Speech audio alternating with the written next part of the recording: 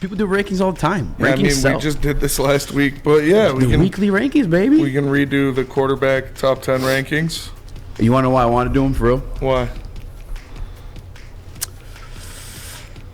Jared Goff might be in my top 10. Yeah, it's fair. It's fair. He's in mine. He's in yours? Yeah. Okay. I mean, I texted it to you. I didn't look at it because I was gonna make it, and I wanted to be surprised. Yeah. Because you were like hesitant, so I thought you were like, I don't want people to know he's in my top 10. Yeah, no, I mean he is. Those. You see, Lamar Jackson went down, so that boots him out. So he's out of the top 10. Oh, so it's a pity invite. No, because he's not number 10. I got him at number. I think it was number 7. Are you playing stupid or are you just stupid right now? No, I might just be stupid right now. Stick, did you make one? No, I got him in number. No? I got him in number 8. Number 8? Yeah. No, I didn't make one. Jared Goff, this week, my top 10 is number 7. Number 7? Number 7. Okay. Top 5 in touchdowns. He only has 7 interceptions in a year. And we've been over the numbers. I don't know if you still have it on your sheet from yesterday, but in the past 6 games, or even want to go 5 games, because 5 games gets him at 69%, which is nice. But in the past 6 games, dude's been clean.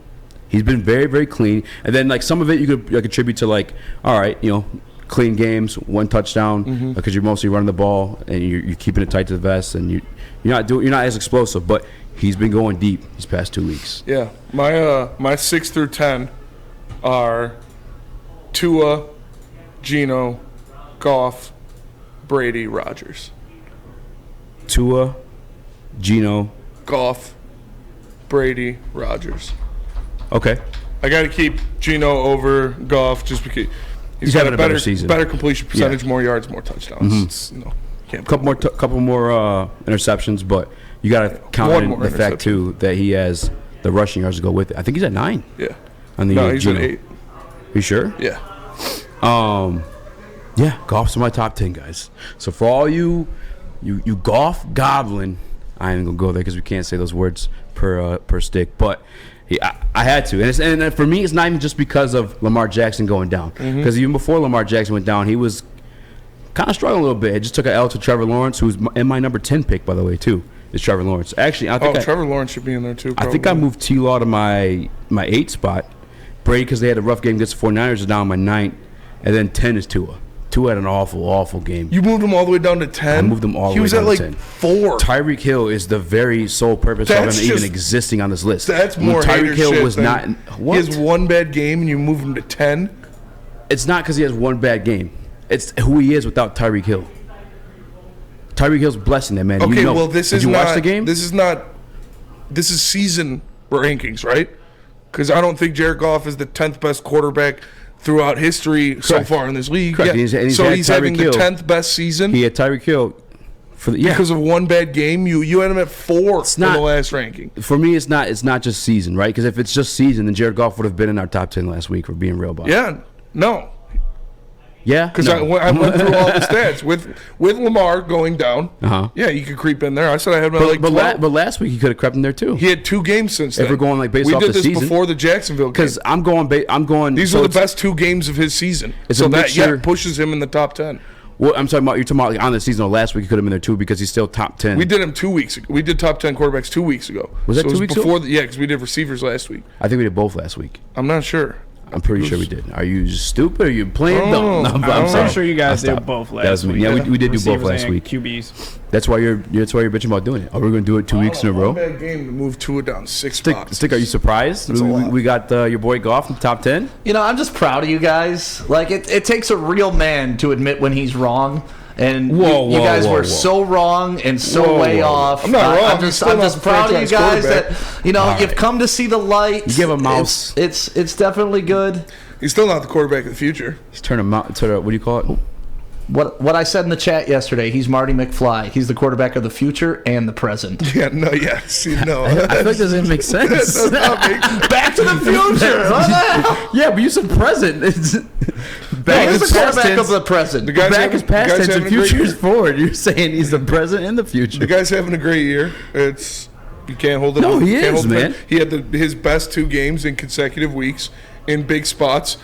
but still. And he's going deep, too. Like, this is the second most air yards in his career. You look at his set, we'll see if he can do it on the road in these next couple games, because on the road so far this year, he only has 2 touchdowns and 4 interceptions in 5 games. And at home, he's got 20 touchdowns and 3 interceptions in 8 games. So still need to see it on the road. But no, Jared Goff's having a terrific year, no doubt. Like I said, these past 2 weeks have been probably the best 2 performances in a Lions uniform. In his career, almost, honestly. Besides that one game against Patrick Mahomes when he was a Ram, he's playing the best football he's ever played, period. Yeah, period. He's like, 2018 is for sure like the best, right? Because like he literally set records that year, the 13th most explosive offense in NFL history. But this year, you really do got to give him credit because he cleaned up a lot of the mistakes he did have. Like you're seeing that throughout the season, almost in sequence with the defense too for the Detroit Lions. Like Jared Goff in the beginning of the season had a sloppy start. There was a lot of turnovers, whether it's through the air and interceptions or whether it was on the ground and fumbles. And then he still had some inaccurate issues too. You go back to the DJ Chark situation on Thanksgiving. But guess what, Stick? You got to give him credit because he corrected that. We've seen him now twice, back-to-back weeks, go deep to DJ Chark. And guess what he didn't do, guys? He didn't go back shoulder the sideline behind him. He threw it ahead of him, like you're supposed to in that situation. But he learned from that. And that doesn't mean he's not limited. You know what I'm saying? Like, there's still, even his own offensive coordinator, Ben Johnson, said in the press conference last week, we think he can make most throws that we give him. Kind of like limiting that window, like most throws that we give him. But, I mean, it's capable. You know what I'm saying? It's enough. And clearly enough. He's top 10, top 5 statistically when it comes on the touchdowns and interception ratio. Yeah, it's impressive. He had, like you said, in the beginning of the year, it was very sloppy. He had 6 of his 7 interceptions in the first 6 games of the year. Yeah. So since then, he's been taking care of the ball, and in a situation like this, when you're asked to do that, when you take care of the ball and you get the ball in the hands of your playmakers behind a great offensive line, where in the past 6 games he hasn't been sacked in 4 of them. So it helps a lot. He's making plays. He's getting the ball in the hands of his playmakers. In the past games, we've seen him take a couple shots down the field that have worked out. So I like to see that. And he's been playing very well. And you brought up something actually extremely important in my opinion too. And as a heavyweight, I want to make sure these guys get their due credit. The offensive line for the Detroit Lions, in my book, is officially top 3. I think it's back-to-back weeks he's gone untouched in terms of like taking actual sacks. He hasn't been sacked by the Vikings yet this year. Yeah. So, they don't play him again, so they're not going to say. You remember how bad Stafford used to get ripped up by the Vikings? Daniil Hunter used to demolish Matthew Stafford.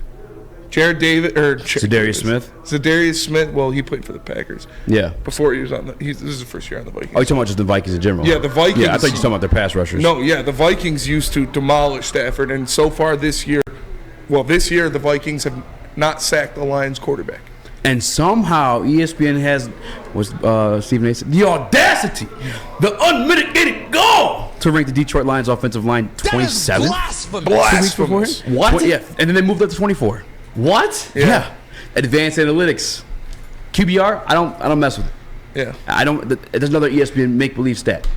Easy analytics. I swear I'm gonna start making it. I'm gonna start just saying ridiculous stuff too. Yeah. And I'm gonna have it make sense though too. Like, you just got to carry the 4 over here. But no, as a heavyweight, I want my heavyweight to get their damn credit though. Facts. Because, and this is not a knock on Goff, but when you have that type of protection, you should be putting up those kind of numbers.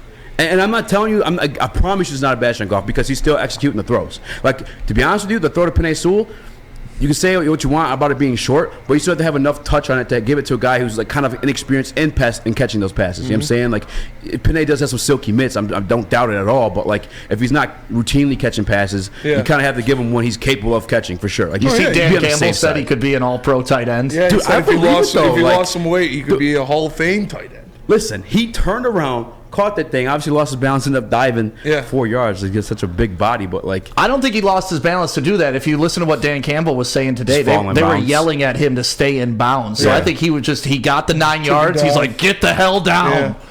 I wanted to see him turn that boy upfield, start cracking some of those things. Could you imagine Penei Sewell in a full sprint with the ball in his hands, going at a safety? Bulldozer. Who wants that? To be honest with you, as a Detroit Lions fan, I don't personally. I mean, it'd be sweet to see, but somebody dove at his legs. I'm good on that. I don't want that to be a situation. And they also said that play, they designed that play to be used in the end zone to get him a touchdown. but like they needed that yardage right there. Yeah. So they're like, give It me was that third play. down. We'll get that. It was a third down, 2 minutes left, fourth quarter, one possession game. Sealed They the throw deal. the ball to Penei Sewell for a first. It was amazing. You know what I love about that play more than anything is the next time they run it and the defensive end's got to decide, or the linebacker's got to decide if they're going to roll with Penei. Yeah. He's going to be on a blocking mission, and they're going to be playing him to pass, and he is going to truck It's gonna someone. be- That's this why guy- you love Ben Johnson. That's why too. you love Ben Johnson, let alone how he can disguise these plays, the amount of action he has off of different looks in this run game where he has love it. guards pulling, tackles pulling, centers pulling the other way, the wham blocks on outside and inside defensive linemen. It scares not only the defensive linemen because they don't know where they're going to get hit from, who's going to hit them, Yep. but you can build so much off of each motion. You can run the same exact motion, same exact Yes. call, same exact Yes. blocking scheme with 5 different outcomes on the play. I've been, ever since Ben Johnson became OC, I've loved it because that's the kind of stuff you see out of Kyle Shanahan. Yes. You see the same formation 12 times with different plays out of it, and it messes with your defender's head.